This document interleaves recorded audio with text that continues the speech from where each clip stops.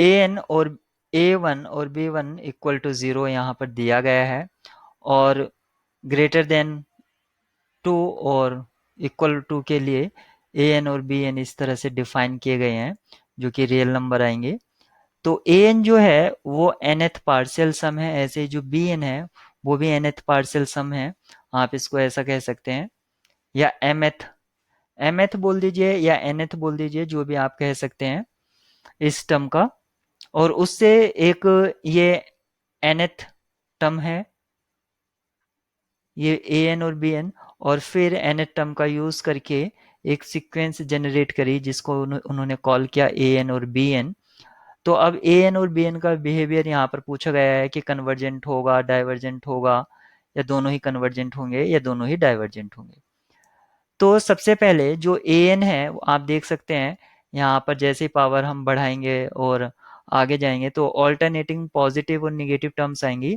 तो ये alternating series है, और ऑल्टरनेटिंग सीरीज में आप जानते ही हैं कि अगर सीरीज का एब्सोल्यूट यानी कि सारी टर्म्स को अगर पॉजिटिव कर दें, और जो उससे सीरीज जनरेट होती है पॉजिटिव करने के बाद, क्योंकि पॉजिटिव हो गई है, अब सारे पॉजिटिव टर्म के लिए जितने भी टेस्ट लगते हैं, चाहे रेशियो टेस्ट हो गया, चाहे एनथ टेस्ट हो गया, या रेशियो टेस्ट हो गया, या इंटीग्रल टेस्ट हो गया, जितने भी टेस्ट अप्लाई हो सकते हैं वो सारे हम इसमें अप्लाई कर सकते हैं पॉजिटिव टर्म के लिए। और हम ये भी जानते हैं कि जो पॉजिटिव टर्म सीरीज होती है वो क्या तो कन्वर्ज करेगी या डाइवर्स करेगी, उसके दो ही बिहेवियर हो सकते हैं, ऑसिलेटिंग बिहेवियर उसका नहीं हो सकता। तो जब हम इसको मोड ले लेंगे तो इसका क्या तो कन्वर्जेंट होगा या डाइवर्जेंट होगा, ऑसिलेटिंग या अदर कोई बिहेवियर नहीं होगा। और अगर डाइवर्जेंट हो जाता है, यानी कि एब्सोल्यूट वैल्यू के बाद वो अगर डाइवर्जेंट हो जाता है, तो उसको हम कंडीशनली कन्वर्जेंट बोलेंगे।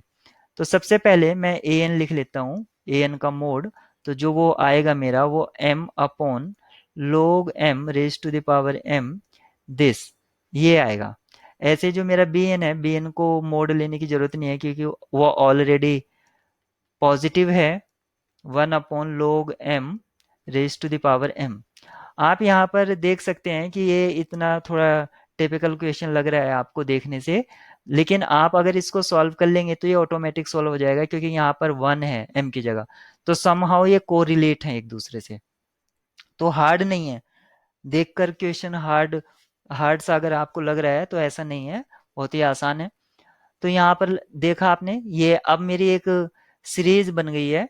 तो इसका जो nth टर्म है वो ये है, इसको मैंने un कॉल कर दिया। un आपका क्या है, या यू एम कह दीजिए इसको, यू एम, क्योंकि m की टर्म में है, m upon log m raise to the power m।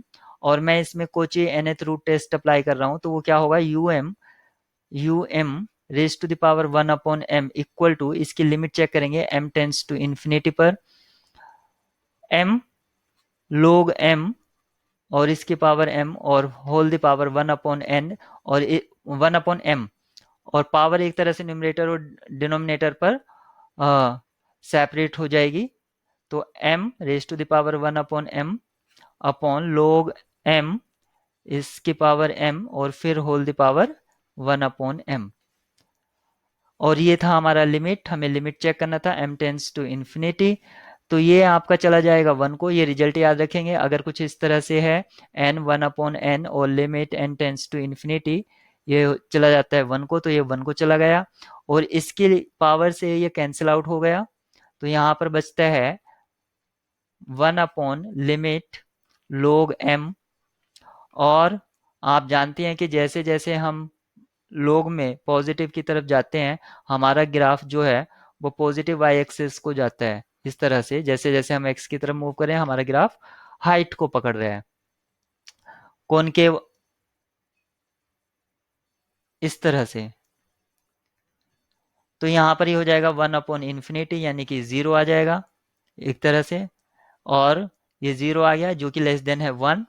और अगर कॉचे nth रूट टेस्ट में अगर ये आपका लेस देन 1 होता है तो कन्वर्जेंट होता है।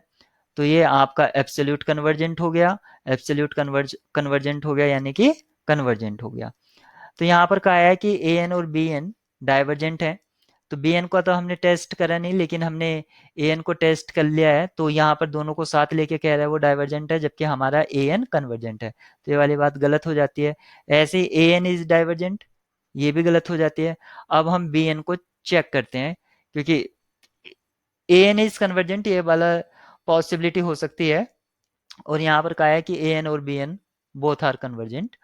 तो अब बी एन की कन्वर्जेंस चेक कर लेते हैं। तो हमारा जो बी एन है, एक्चुअली मैंने आपको जैसे पहले ही बताया था कि यहाँ पर आपका 1 अपॉन है, तो जब हम इसका mth टर्म का, यानी कि कोची mth टर्म इसमें अप्लाई करेंगे या रूट टेस्ट अप्लाई करेंगे, तो वो आएगा 1/log m raise to the power m और 1/m। तो इससे ये कैंसिल आउट हो जाएगा, तो जो बचेगा लिमिट 1/log m, और सेम यही आ जाएगा।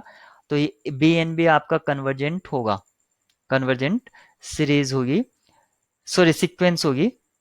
तो A N is convergent and B N is divergent, जबकि बी एन हमारी कन्वर्जेंट है, तो ये ऑप्शन भी हमारा रॉन्ग हो जाता है, और हमारा सिर्फ ये ऑप्शन ट्रू होगा जहां पर ए एन भी कन्वर्जेंट है और बी एन भी कन्वर्जेंट है।